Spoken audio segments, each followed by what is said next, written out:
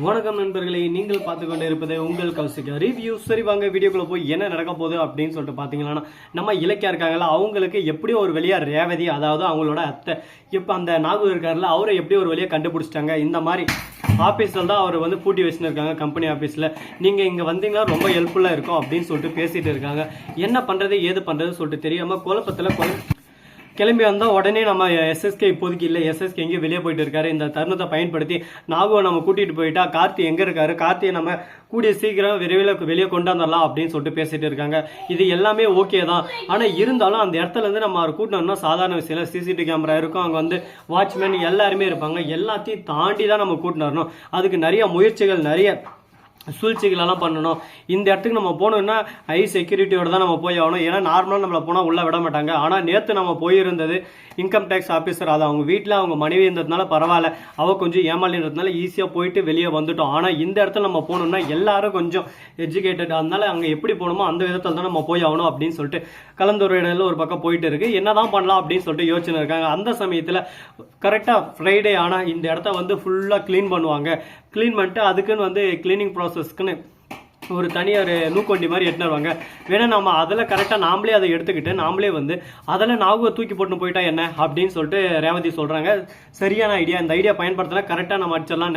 நாளைக்கு தான் வெள்ளி அப்படின்னு சொல்லிட்டு பேசிட்டு இருக்காங்க. என்ன பண்ண போகிறாங்க, ஏது பண்ண போகிறாங்க, அடுத்து அவங்களோட மூவ் என்னவா இருக்கும், கண்டிப்பாக இந்த மாதிரி கொண்டு வருவாங்களா அப்படின்னு சொல்லிட்டு பார்த்தீங்கன்னா கண்டிப்பாக இதில் நம்ம இலக்கியா ஜெயிக்க தான் போகிறாங்க. நாகு வந்து கார்த்தியை விடுதலை செய்ய தான் போகிறாங்க. அடுத்த செகண்ட் நம்ம கௌதம் வெளியே வர போகிறாரு. கௌதம், ஏன் கௌதம் உனக்கு இந்த மாதிரி ஒரு நிலைமை, உன் தம்பியை நீயே எதனா பண்ண நம்ப முடியுமா, அந்த அஞ்சலிக்கு ஒண்ணுமே தெரியல, மக்கு சாம்பிராணி எல்லாமே எஸ்எஸ்கே தான் அப்படின்னு சொல்லிட்டு தாட்சாயினி இவங்க ரெண்டு பேரை பேச்சை கேட்டேன்னு சேஞ்ச் அப் தட்டின்னு எந்த நேரம் பார்த்தாலும் அவங்க கூட அவங்க வீட்லயே ஒரு பக்கம் செட்டில் ஆயிட்டாங்க. இது என்னைக்கு அவங்களுக்கு புரிய போகுதுன்னு சொல்லிட்டு தெரியல. அஞ்சலியோட காதல் உண்மையான காதல இருந்தா கண்டிப்பா அவங்க ஏதாவது ஒன்று பண்ணிருப்பாங்க. இப்போ கூட பாருங்க எங்கே போய் தருதுல பொறிக்கணும் தான் இருக்கு. அதனால அதை பத்தி பேசி நம்ம டைம் வேஸ்ட் பண்ண விரும்பல. அதே சமயத்துல மறுபக்கம் ரேவதி இருக்காங்களா, அவங்க இருந்து ஜானகிக்கு ஃபோன் பண்ணுறாங்க. ஜானகி இருந்து எப்போ போகலாம், எந்த மாதிரி போகலாம், எப்படி போகலாம் அப்படின்னு சொல்லிட்டு கேட்குறாங்க. எல்லாமே நான் பார்த்துக்கிறேன் ஜானகி, நீ ஒன்றும் பண்ணாத அப்படின்னு சொல்லிட்டு ரெண்டு பேரும் ஒரு பக்கம் கலந்துரையாடல வேற லெவலில் ஒரு பக்கம் பேசி முடிவு பண்ணிட்டாங்க.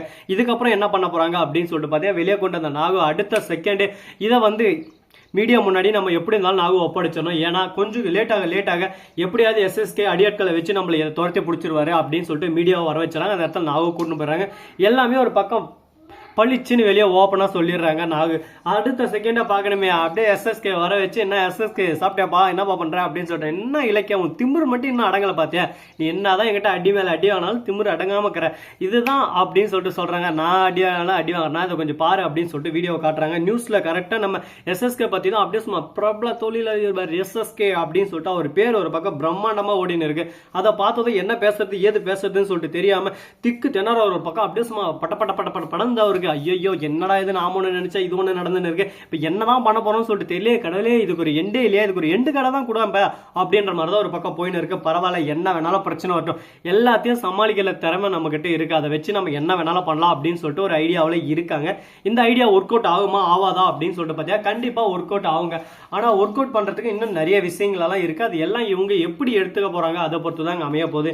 அது மட்டும் இல்லாம ஜானகி இருக்காங்கல்ல, அவங்க என்ன சொல்றாங்க அப்படின்னு சொல்லிட்டு பார்த்தீங்கன்னா, இதோ பாரு இலக்கியா, எப்படியாவது ஃபர்ஸ்ட் நம்ம கார்த்தியை வெளியே கொண்டு வந்து இலக்கியா நீ உன் மூலியமா கௌதமையும் வெளியே கொண்டு வந்தணும். கௌதம் ஜெயிலில் இருக்க அவன் உயிருக்கு ஆபத்து, கார்த்தியும் இருக்க ஆபத்து.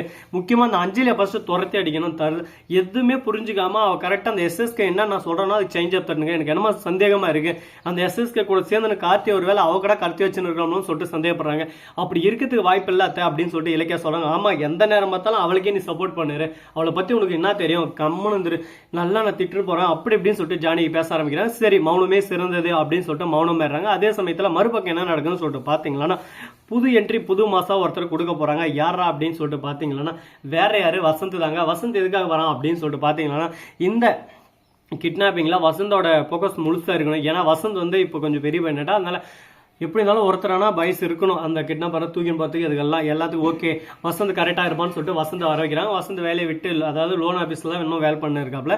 அந்த வேலையை வந்து லீவ் போட்டு வராங்க. வந்து என்ன பண்ண போகிறாங்க, எப்படி கிட்னாப் பண்ண போகிறாங்க, எந்த விதத்தில் இவங்க தப்பிக்க போகிறாங்க அப்படின்ற ஒவ்வொரு விஷயத்தையும் நாம் கண் கூட பார்த்து தெரிஞ்சுக்க தான் போகிறோம். பார்ப்போம் புதுசாக தினசா பிரச்சனையெல்லாம் கொண்டு வருவாங்க அந்த எஸ்எஸ்கே. ஆனால் அது எல்லாத்தையும் எப்படி முறியடிக்கிறதுன்னு நம்ம கதிரி இவகிறாரு இலக்கியா அவங்கள பார்த்து தாங்க கத்தணும். இலக்கியாவோட திறமை யாருக்கு வரும் சொல்லுங்க வாங்க பார்க்கலாம். இலக்கியா மாதிரி ஒரு டேலண்டான கேர்ள் இருந்தால் பரவாயில்லைங்க. கரெக்டாக நம்ம கௌதம் இருக்கார்ல, என்னதான் ஜெயிலில் இருந்தாலும் அவர் வெளியே வந்துடுவார். எந்த ஒரு பிரச்சனையுமே இருக்காது. க்ளீன் போல்டு ஆக்க போகிறாங்க. நிச்சயம் அது நடக்க தான் போகுது. கூடிய விரைவில் கூடிய சீக்கிரம் நீங்கள் அதை பார்க்கலாம் போகிறீங்க. இந்த வீடியோ உங்களுக்கு பிடிச்சிருந்தா லைக் பண்ணுங்கள், கமெண்ட் பண்ணுங்கள், ஷேர் பண்ணுங்கள், டிண்டிங் மேலே தட்டி விட்டு போங்க. அப்போ தான் நான் போகிற அடுத்தடுத்த வீடியோ உடனுக்குடன் நோட்டிஃபிகேஷனில் வந்து கொண்டே இருக்கும். மிக்க நன்றி. தேங்க்ஸ் ஃபார் வாட்சிங். Tata, see you. நன்றி, வணக்கம், வந்தனம், வருக, தருக.